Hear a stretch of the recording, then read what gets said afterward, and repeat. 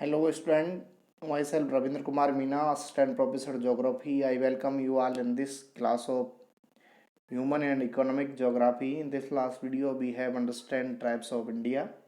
Today we are going to understand and define economic geography, definition, nature and scope.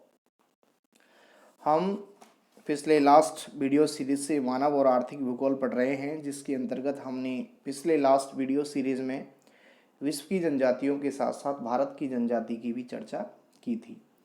आज हम उसी क्रम में इस बुक का जो दूसरा पार्ट है, जो है इकोनॉमिक ज्योग्राफी, उसका डिस्कशन यहाँ पे करेंगे। सबसे पहले कि ये इकोनॉमिक ज्योग्राफी होती क्या है, कि अर्थात आर्थिक भूगोल है क्या। जब हम शुरुआत में चर्चा कर रहे थे कि व्हाट इज़ ह्यूमन ज्योग्राफी, तो हमने विस्तार से देखा कि मानव भूगोल एक पृथक शाखा है भूगोल की, जिसमें कहा गया है कि inter relationship between man and nature, अर्थात मानव और प्रकृति के जो अंतर संबंध हैं उनका जहां अध्ययन किया जाता है उसे हम मानव भूगोल कहते हैं। उसी क्रम में हम आगे आज इकोनॉमिक ज्योग्राफी की चर्चा कर रहे हैं। तो आर्थिक भूगोल मानव भूगोल की ही एक प्रमुख शाखा है, जिसमें भूतल पर मानवीय आर्थिक क्रियाओं जैसे एक स्थान से दूसरे स्थान पर पाई जाने वाली विभिन्नता का अध्ययन किया जाता है।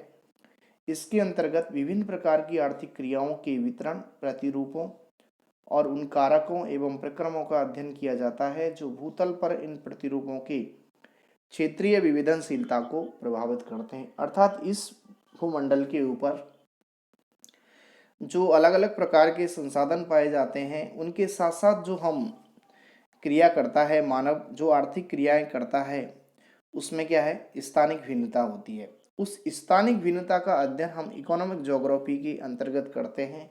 वो इस विषय का एक पार्ट है, इसका क्षेत्र है कि किस प्रकार से ये जो भिन्नता है उसका विभिन्न भौगोलिक कारकों के साथ स्थानीय, राष्ट्रीय या वर्ल्ड लेवल पर किस प्रकार का संबंध होता है और उस संबंध से किस प्रकार का एक सभ्यता और संस्कृति निकल के आती है। यह है इकोनॉमिक ज्योग्राफी।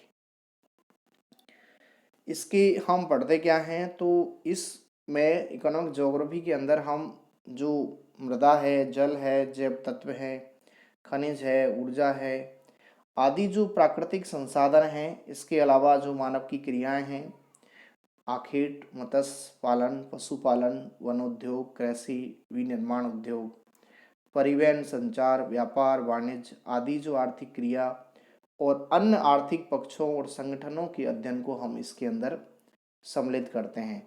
तो ये क्या है, इसका पार्ट है कि हम क्या, इकोनॉमिक ज्योग्राफी क्या है कि आर्थिक क्रियाओं को जहाँ पढ़ते हैं वो आर्थिक भूगोल है। पर पढ़ते क्या हैं उस इकोनॉमिक ज्योग्राफी में, तो उसके अंदर जितने भी प्राकृतिक तत्व हैं उनके साथ मानव का जो संबंध है, चाहे वो प्राचीन समय का रहा हो या अब विकसित समाज में जो संबंध रहा है, उसके जितने भी आर्थिक पक्ष हैं उन सबको इसमें पढ़ा जाता है।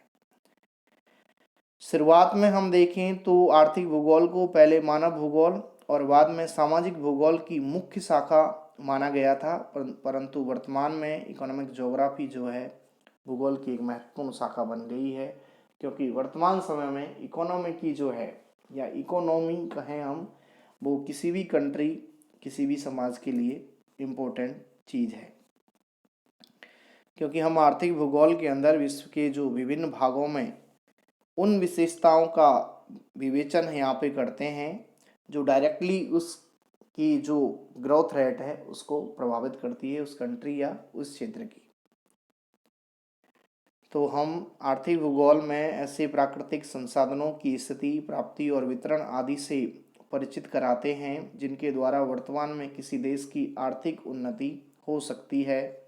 इसके द्वारा हमें पता चलता है कि किसी देश में पाई जाने वाली प्राकृतिक संपत्ति का किस विधि द्वारा कहाँ पे और किस कार्य के लिए उपयोग किया जा सकता है। अर्थात इकोनॉमिक ज्योग्राफी ही एक वो पार्ट है भूगोल का जिसके अंतर्गत हम किसी राष्ट्र की उन्नति के लिए वहाँ पे उपलब्ध जो प्राकृतिक संसाधन हैं उनकी क्या स्थिति है, किस प्रकार से उन्हें प्राप्त कर सकते हैं, किस प्रकार का डिस्ट्रीब्यूशन है उसका उस एरिया में, या जो विकसित राष्ट्र हैं उन्होंने उन चीज़ों का किस प्रकार से इस्तेमाल किया है। ये सभी जो क्षेत्र हैं ये इकोनॉमिक ज्योग्राफी का अध्ययन का पार्ट है।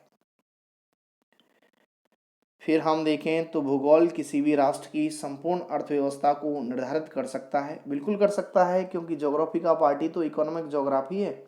और अगर हम इकोनॉमिक ज्योग्राफी के दृष्टिकोण से देखें तो किसी भी राष्ट्र की जो विकास है या उसकी जो अवस्था है वो पूरी पूरी तरीके से आर्थिक क्रियाओं पर डिपेंड करती है। तो ये लाइन इस बात को दृष्टिभूत कर रही है कि भूगोल किसी राष्ट्र की संपूर्ण अर्थव्यवस्था को निर्धारित कर सकता है। यदि कोई व्यक्ति एक पर्वत श्रृंखला के साथ काम कर रहा है तो परिवहन उसके लिए उतना कठिन हो सकता है जितना कि वो सोच नहीं सकता, क्योंकि वहाँ पे ट्रांसपोर्ट की व्यवस्था ही नहीं होती, आने जाने में दिक्कत होगी। हालांकि एक ही परिस्थिति में देश के धन को जोड़ने के लिए मूल्यवान खनिज उपलब्ध हो सकते हैं। वहाँ पे नदियों पे महंगे पुल की आवश्यकता हो सकती है, लेकिन वे सस्ते परिवहन और बिजली उत्पादन के लिए भी उपयोगी हो सकती हैं। यहाँ पे ये है कि कोई प्राकृतिक संसाधन देखने में एक बार में ऐसा लगे कि इसको किस प्रकार से यूज़ कर सकते हैं, पर अगर हम उसे यूज़ करें तो उससे बहुत सारे फायदे हैं जो निकल के आ सकते हैं, चाहे वो नदी हो, पर्वत हो या पठार हो। आर्थिक भूगोल के अध्ययन से किन किन बातों का ज्ञान होता है वो हम देखें, क्योंकि हमारा आज का टॉपिक ये है कि इसका भी हमें इंट्रोडक्शन पार्ट ही पढ़ना है कि विश्व के विभिन्न भागों में मानव समुदाय किस प्रकार अपनी भौतिक आवश्यकताएं पूरी कर रहा है। पहला और महत्वपूर्ण लाइन ये है जो हमें सीखने को मिलती है आर्थिक भूगोल से, कि विश्व के अंदर मानव किस प्रकार से अपनी आवश्यकताओं की पूर्ति कर रहा है, वो किस प्रकार से संसाधनों को यूज में लेता है,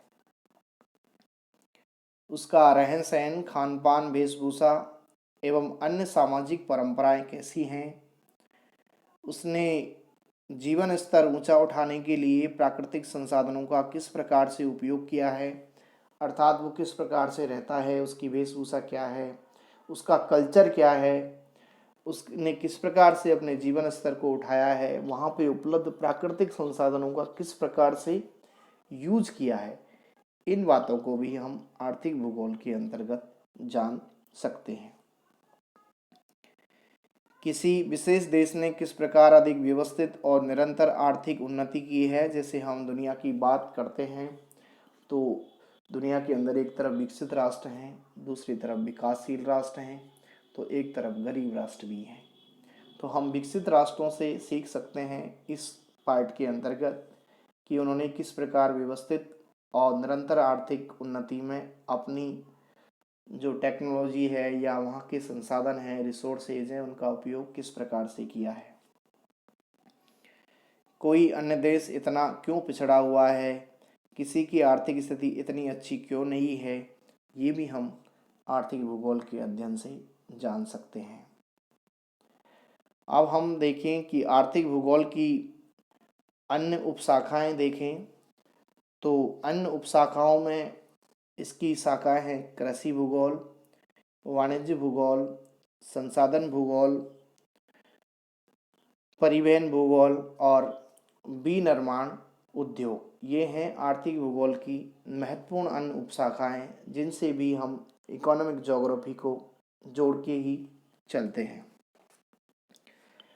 अगर हम इस सब्जेक्ट के डेवलपमेंट की बात करें तो प्रथम विश्व युद्ध के उपरांत इसका तीव्रता से और 20वीं शताब्दी का जो तृतीय दशक है वहाँ पे एक नई शाखा के रूप में पनपी है। इससे पूर्व आर्थिक क्रियाओं का अध्ययन जो है वो वाणिज्यिक भूगोल में किया जाता था, परंतु सर्वप्रथम 1862 में एंड्री द्वारा लिखित विश्व भूगोल ज्योग्राफी डैश वेल्थलैंड पुस्तक द्वारा इसमें मुख्यतः जो विश्व के विभिन्न देश हैं उनकी व्यापार संबंधी आंकड़े और तथ्यों का संग्रह था। 1882 में जर्मन विद्वान गॉस ने वाणिज्य भूगोल से भिन्न अर्थ में आर्थिक भूगोल को परिभाषित किया और बाद में इसी समय ब्रिटेन के चिल्सोम, अमेरिका की व्हाइटवेक और स्मिथ ने भी वाणिज्य भूगोल का क्या किया, समर्थन। और ये जो परिवर्तनशील समय था इसमें ये नई शाखा पनपी जिसे इकोनॉमिक ज्योग्राफी कहते हैं। इसकी हम परिभाषा देखें तो ब्राउन महोदय ने कहा कि आर्थिक भूगोल भूगोल का वह पहलू है जिसके अंतर्गत जैविक अजैविक यानी कारक यानी कि इसके अंतर्गत वातावरण के मानवीय क्रियाकलापों पर पड़ने वाले प्रभावों का अध्ययन किया जाता है। आई मर्फी ने कहा कि आर्थिक भूगोल मनुष्य की जीविकोपार्जन की विधियों में से एक स्थान से दूसरे स्थान पर मिलने वाली समानता और विषमता का अध्ययन करता है कि किस प्रकार से मनुष्य अपने जीविकोपार्जन के लिए उस भौगोलिक वातावरण के साथ क्रिया करता है और कोशिश करता है कि निरंतर वह उन्नति कर सके। इसके अलावा अलेक्जेंडर महोदय ने कहा कि आर्थिक भूगोल भूतल पर मानव के आर्थिक कार्यों की प्रादेशिक भिन्नता का अध्ययन करता है और मानव की यह कार्य धन की उत्पादन, विनिमय और उपभोग से संबंधित होते हैं। तो ये अलेक्जेंडर महोदय की डेफिनेशन है। तो ये पार्ट है इंट्रोडक्शन ऑफ इकोनॉमिक ज्योग्राफी, जिससे हम समझ सकते हैं कि आर्थिक भूगोल पृथ्वी के ऊपर मानव की आर्थिक क्रियाएं जो स्थानिक भिन्नता के साथ साथ बदलती रहती है, उनको जब अध्ययन करते हैं उस शाखा को हम इकोनॉमिक ज्योग्राफी के नाम से जानते हैं। ये बीए पार्ट द्वितीय वर्ष की जो बुक है मानव और आर्थिक भूगोल, उसका दूसरा पार्ट है ये इकोनॉमिक ज्योग्राफी। नेक्स्ट वीडियो के अंतर्गत हम आर्थिक भूगोल का विषय क्षेत्र अर्थात स्कोप ऑफ इकोनॉमिक ज्योग्राफी और इसके अलावा एम्स ऑफ इकोनॉमिक ज्योग्राफी का अध्ययन करेंगे कि क्या उद्देश्य है आर्थिक भूगोल पढ़ने की। Thank you.